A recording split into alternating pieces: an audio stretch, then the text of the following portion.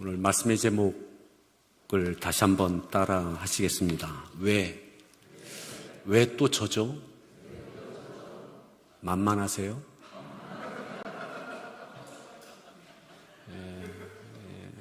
옆에 분을 보시면서 이렇게 얘기하면 시비 거는 겁니다. 그죠?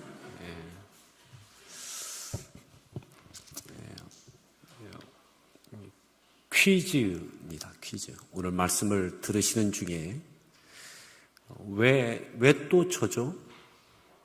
왜 또 접니까? 만만하세요?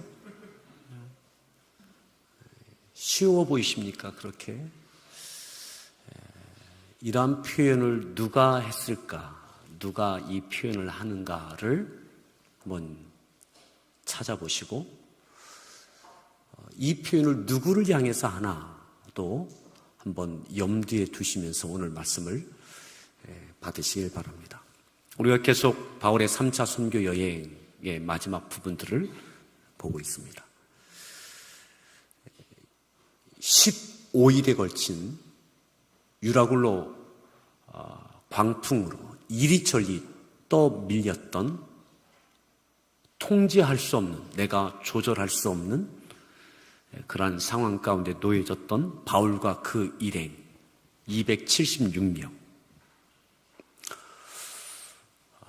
미양에 머물렀으면 좋았을 뻔하였지만 무시당하고 그들의 일방적인 결정으로 다수에 의하여 떠났던 그 항해.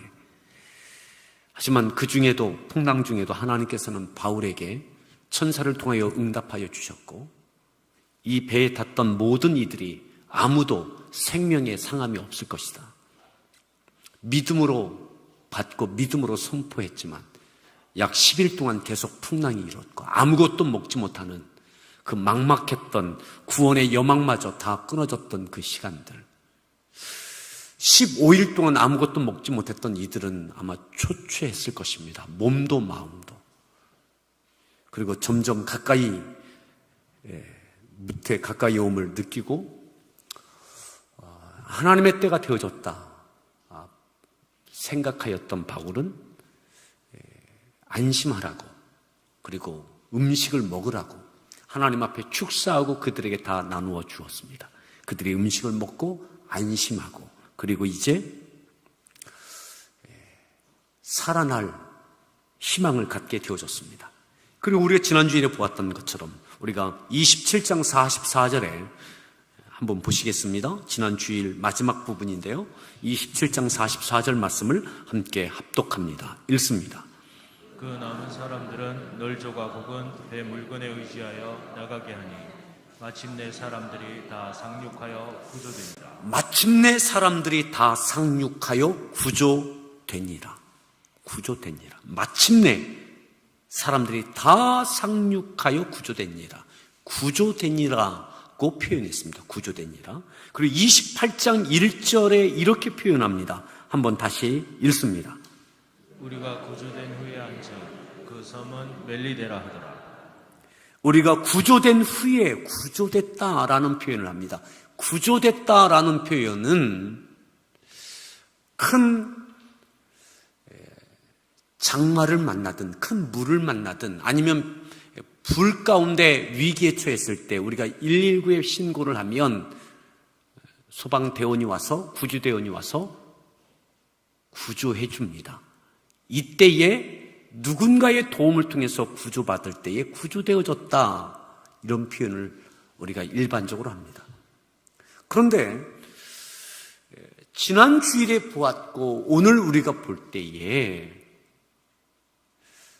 구조되어졌다라고 표현하는 것이 일반적인 표현이 될 수 있는가? 왜냐하면 백부장이 이렇게 말했습니다. 헤엄칠 줄 아는 사람들은 스스로 헤엄쳐 나가라. 헤엄칠 줄 모르는 이들은 이 배에 있는 널조각을 의지하거나 아니면 이 배에 있는 어떤 물건을 의지하여 나가게 된 것입니다. 그들이 스스로 헤엄을 치든 널조각이나 다른 물건에 의지하여 이들이 그곳에서 나온 것입니다. 누가 와서 이끌어내 준 것이 아니라 이들이 나왔다 이 말입니다. 그런데 성경은 구조되어졌다. 누군가의 도움으로 이 위기와 살 여망이 없었던 이들을 구조해 주었다라는 표현을 하고 있는 것입니다. 무슨 이야기죠? 하나님께서 구주해 주신 것이다. 이 표현하고 있는 것입니다. 비록 15일간이라고 하는 시간도 잃어버렸습니다. 아무것도 먹지 못할 만큼의 건강도 잃어버렸습니다. 이 배에 있던 물건들을 바다에 던지는 물질도 잃어버렸습니다. 다 잃어버린 것 같습니다. 시간도, 물질도, 건강도 다 잃어버린 것 같습니다. 간신히 목숨을 건졌습니다. 그런데 이것은 은혜예요. 하나님께서 구조해 주신 거예요. 이곳이 도착한 곳이 어디냐? 도착해서 보니까 섬에 올라와서 보니까 나중에 알고 보니까 이 섬이 멜리데 섬이에요. 멜리데 섬. 멜리데 섬은 예루살렘을 출발하여 가이사랴 항구에서 시작했던 바울이 미항이 딱 중간 지점입니다. 이 지중해에서 예루살렘 이 가이사랴 항구에서 이 로마까지, 이태리까지 오는 가운데 약 중간 지점에 미항이 있습니다. 근데 이곳에서 떠났어요. 그리고 이리저리 밀렸어요. 도착한 곳이 어디냐? 멜리데 섬이 어디냐? 이태리의 가장 남부 섬이 시칠리아입니다. 시칠리아 섬의 그 밑에 있는 작은 섬이 멜리데입니다. 무슨 이야기냐면 지난 보름 동안 이리저리 떠밀려서 온 것이 어디냐? 로마 가까운 이태리 가장 남부 그 섬에 온 거예요. 그런데 이렇게 말씀합니다. 2절 말씀을 더 읽습니다. 비가 오고 날이 참에 원주민들이 우리에게 특별한 동정을 하여 불을 피워 우리를 다 영접하더라. 하나님의 은혜로 구조되어졌어요. 간신히 살았어요. 살았는데 이 구조받은 날 날씨가 어땠습니까? 비가 왔어요. 그날 비가 왔어요. 그리고 추웠습니다. 이때 출항해야 할 때의 그 계절을 알죠? 그냥 겨울을 맞이할 만큼 초겨울인 거예요. 아마 오늘과 같은 날씨였을 가능성이 많습니다. 초겨울. 오늘 아침에 비가 내렸습니다. 이들이 구조받기 위하여 헤엄쳤습니다.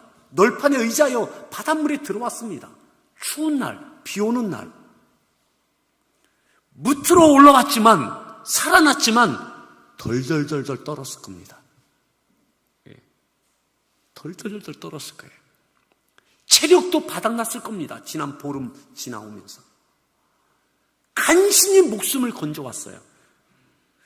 하나님의 은혜죠, 은혜. 그리고 올라와서 보니까 이 멜리데 섬의 원주민들에게 하나님께서 이러한 마음을 갖게 하셨어요. 뭐냐면 섬에 올라오는 이들을 향하여 특별한 동정하는 마음, 불쌍히 여기는 마음, 도와주고 싶은 마음. 이 멜리데 섬 원주민들이 그들 향하여 적대적인 마음을 갖지 않게 하셨어요. 그냥 우리를 귀찮게 여기는, 귀찮은 존재로 여기지 않게 하셨어요. 돕고자 하는 마음, 이 마음 갖게 하신 분이 하나님이신 줄 믿으십니까? 은혜죠, 은혜.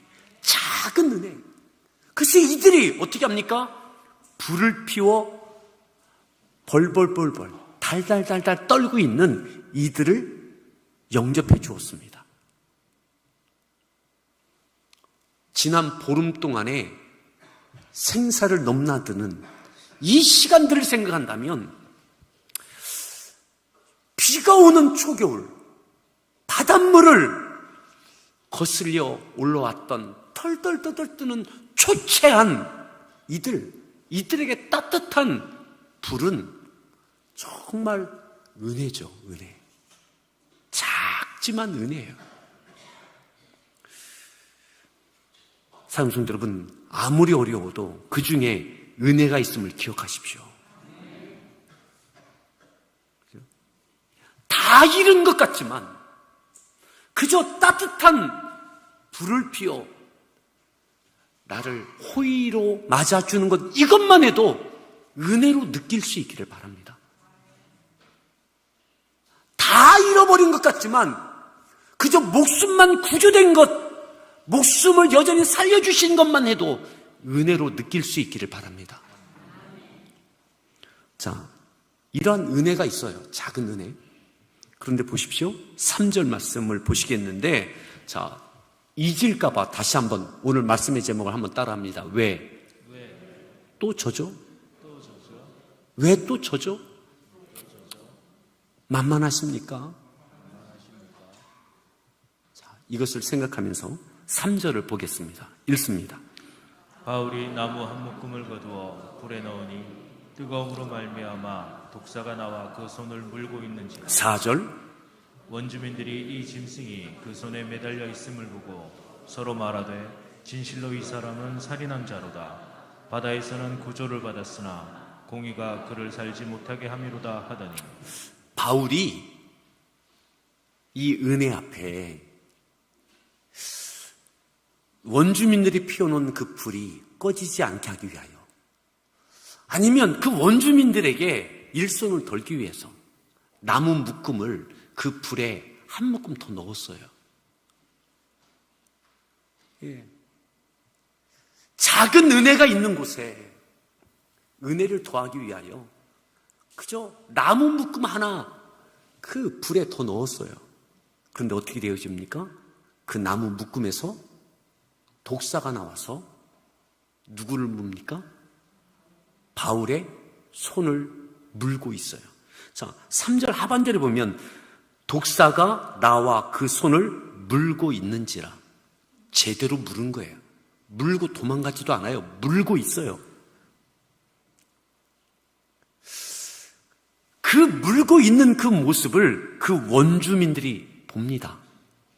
다 봅니다. 그리고 그 원주민들이 생각을 합니다. 판단을 합니다. 그리고 말하기 시작합니다. 어떤 말을 합니까? 서로 말하되 진실로 이 사람은 살인자다. 이 뱀에 물린 이 사람은 살인자다. 왜 살인자냐? 바다에서 구조받은 사람, 간신히 목숨을 바다에서 살았는데 독사에 물린 것 보니까, 이 독사에 물리면 이 섬 사람들은 다 아는 거예요.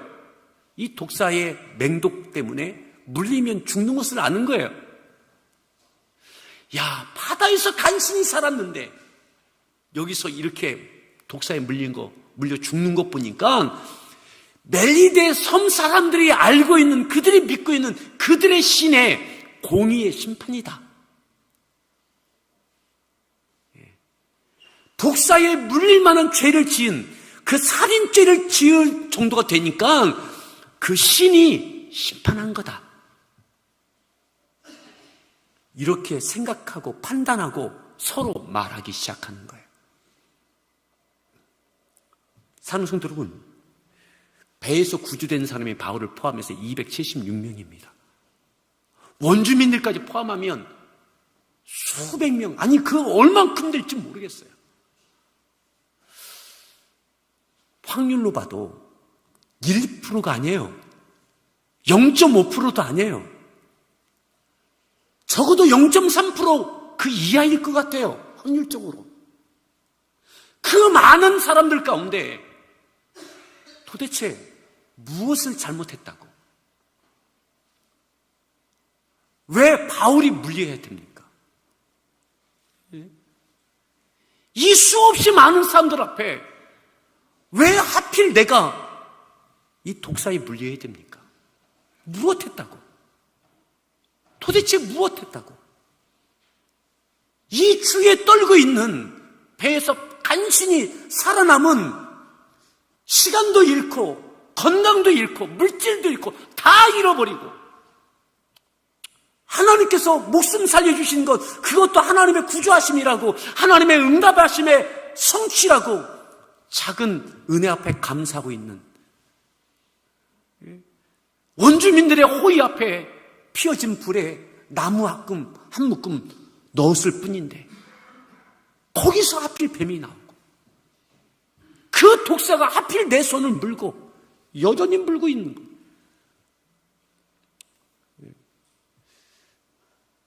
저 사람은 살인자다. 저 정도 되면 야, 바다에서 살았는데, 간신히 살았는데 뱀에 물려 죽네. 되는 게 없는 사람. 지금까지 바울을 보면 인간적으로 보면 되는 게 없어요. 되는 게. 예루살렘에서 또한 미양을 떠나는 거, 그 풍랑 중에 되는 게 없어요. 아니, 이 멜리데 섬에서 하필 또 거기서 물립니까, 뱀에?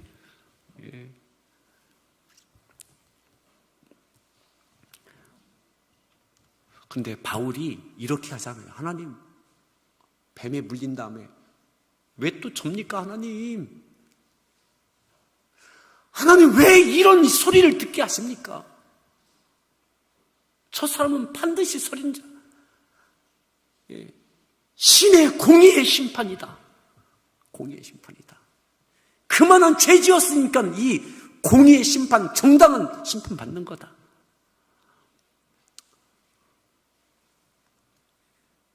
그런데 바울이 그 표현을 하지 않아요. 적어도 바울은 하나님 왜 또 접니까? 하나님 또 저예요? 하나님 그렇게 만만하세요? 왜 하나님 저에게만 이렇게 하세요? 바울은 적어도 이 표현을 하지 않더라 이 말이에요. 그리고 사람들을 향해서도 그건 오해라고, 내가 누군지 아냐고 해명도 하지 않아요. 그들에게 어떤 반응도 하잖아요. 자, 보세요. 5절 말씀을 보겠습니다. 5절 말씀 읽습니다. 바울이 그 짐승을 불에 떨어버리매 조금도 상함이 없더라. 그냥 바울은 사람들이 뭐라고 하든 일방적으로 그들이 판단하는 거죠. 일방적으로 그들이 말하는 거예요. 근데 그들이 뭐라고 하든 바울은 무심한 듯 그 손을 물고 있는 독사를 툭 치는 거예요. 사람을 향해서 반응하지 않고 원망 섞인 실망하는 표현하지 않고 그냥 툭 치는 거예요. 자, 그리고 봅니다. 6절 말씀 읽습니다.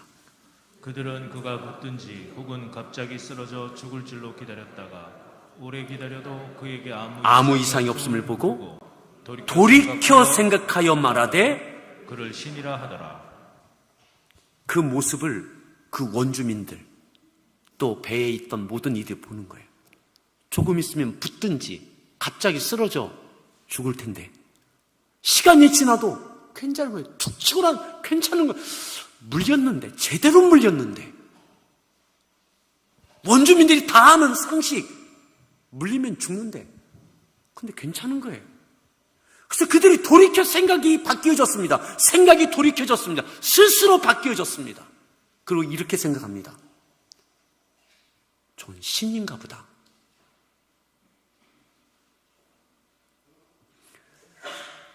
사랑하는 성도 여러분, 바울은 왜 접니까? 그 상황, 그곳에 그는 사람을 향하여 반응하지 않아요. 그가 왜 접니까? 하나님 만만하세요? 실망 섞인, 원망 섞인 표현을 하지 않아요. 왜요? 이곳에도 하나님은 역사하심을 바울은 신뢰합니다. 하나님께만 반응합니다. 하나님께만. 주어져 있는 상황, 바울이 계획하지 않은 멜리데 섬입니다. 계획하지 않았어요. 여기서 이들 만나리라고 이런 말 들으라고 전혀. 하지만 뱀에 물릴 것 전혀. 하지만 이 상황 가운데 그냥 하나님만 바라볼 뿐인 거죠. 여전히 하나님은 살아계시고 하나님께서는 역사하고 계시고 이 모든 상황 가운데 이 사람들 가운데 나를 통하여 하나님이 역사하실 줄 하나님께 반응하는 거. 하나님께.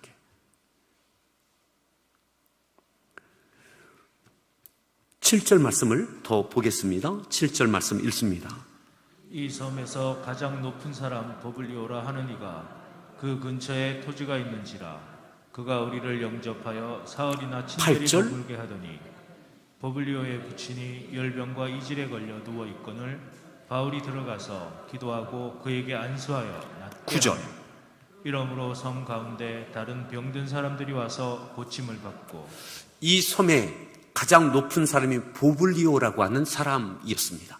이 보블리오가 이 모든 것들을 보고 그의 집으로 맞아들입니다. 바울을. 사흘 동안 그를 이렇게 맞아들이고 있는 중에 보블리오의 부친이 이질에 걸려서 열병에 걸려서 아마 이질을 통해서 열과 설사를 통해서 아마 탈수 현상에 쓰러져 있었던 것 같습니다. 탈진 상태였던 것 같습니다. 그 보블리오의 아버지가 이질의 열병에 걸려 누워있는 그 모습을 바울이 보고 어떻게 합니까? 바울이 들어가 기도합니다. 그저 지나가는 사람이 아닙니다. 바울은 로마에 갈 사람입니다. 그냥 지나가는 거예요. 처음 보는 사람입니다. 끝까지 함께 할 사람도 아닙니다. 그런데 지금 주어진 상황, 보여지는 이 상황 앞에 눈앞에 있는 이 사람에게 그 사람의 이질과 열병으로 누워져 있는 이 상황 가운데 그냥 그에게 들어가 하나님께 기도하는 거예요. 그리고 하나님께서 응답하셔서 치료해 주시는 거예요. 아멘. 이것 때문에 그 섬에 있던 아픈 이들이 찾아오면 기도하면 하나님께서 또한 치유하여 주시고 지금 주어져 있는 상황, 지금 만나고 있는, 벌어지고 있는 이 상황 앞에 하나님께 충실하는 거예요. 그러면 하나님께서 바울을 통하여 역사하시는 거죠. 하나님은 여전히 살아계십니다. 역사하고 계십니다. 우리는 때로는 하나님의 섭리를 다 헤아릴 수 없습니다. 그러기에 지금 있는 자리, 주어져 있는 상황 가운데 하나님께 집중할 수 있기를 바랍니다. 하나님 왜 또 접니까? 왜 이렇게 되어져야 됩니까? 왜 하필 제가 뱀에 물려야 됩니까? 왜 이런 이야기 들어야 됩니까? 사람에게 반응이 아니라 하나님께 반응하는 것. 원망과 탄식이 아니라 하나님 앞에 믿음으로 반응할 때 그저 무심한 듯 주어져 있는 상황에 여건에 충실하게 믿음으로 반응하고 그 가운데 하나님은 역사하시고 하나님의 영광이 나타나는 거죠. 우리가 이 말씀을 되짚어 보면 왜 접니까 아니라 왜 접니까가 아니라 바울이 아니면 누가 물려야 되겠습니까? 물리면 죽게 되어지는 그 섬에 있는 독사에게 누가 물려야 되겠습니까?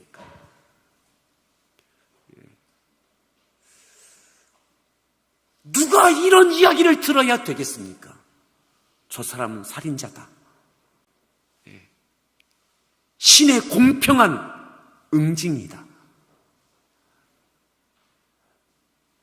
풍랑에서 살아난 사람, 이 뱀에 물린 것 보니까 이 이야기 누가 들어야 되겠습니까? 바울은 그저 하나님을 신뢰하는 거예요. 하나님. 그때에 하나님께서 그를 통하여 역사하시는 거죠. 하나님의 섭리를 다 알지 못해도, 깨닫지 못해도 지금 있게 한 자리, 벌어지는 상황 가운데 하나님은 여전히 선하십니다. 하나님을 신뢰합시다.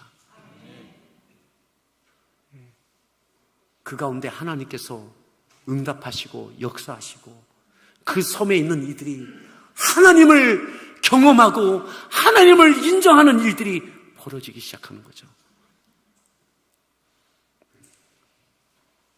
내 계획에는 없었던 멜리데 섬, 보블리오, 그의 아버지, 그 섬에 있는 사람들. 그런데 하나님의 계획, 섭리 가운데는 계신 거예요. 그죠? 마지막 10절 말씀을 볼까요? 자, 10절 말씀 읽습니다. 후한예로 우리를 대접하고 떠날 때에 우리 쓸 것을 배에 실었더라. 이 섬 사람들이 떠날 때에 3개월 동안 있다 떠나거든요.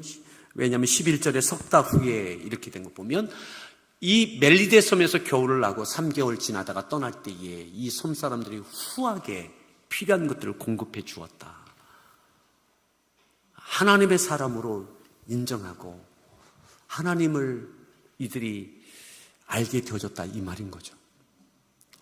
사랑하는 성도 여러분, 우리가 가정에서나 일터에서나 교회에서나 이 시대의 교회가 이 상황 가운데 놓여져 있는 가운데 상황에도 흔들리지 말고 사람들의 평가와 들려지는 이야기에게도 너무 요동하지 않기를 바랍니다.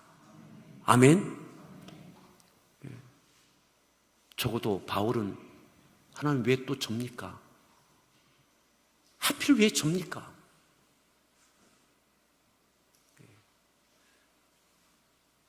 이 무너짐과 요동함과 실망과 낙심의 원망의 표현이 없었습니다. 하나님께 집중합시다.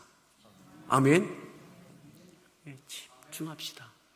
하나님은 바울을 통하여 바울이 있는 곳, 바울이 머무는 그곳에 바울이 믿음으로 하나님께 나아갈 때 그 믿음을 따라 하나님은 역사하셨어요. 우리를 통해서 이러한 일들이 있기를 간절히 바랍니다. 바울 한 사람, 그 사람 말이죠. 그 사람을 통해서, 저를 통해서, 여러분들 통해서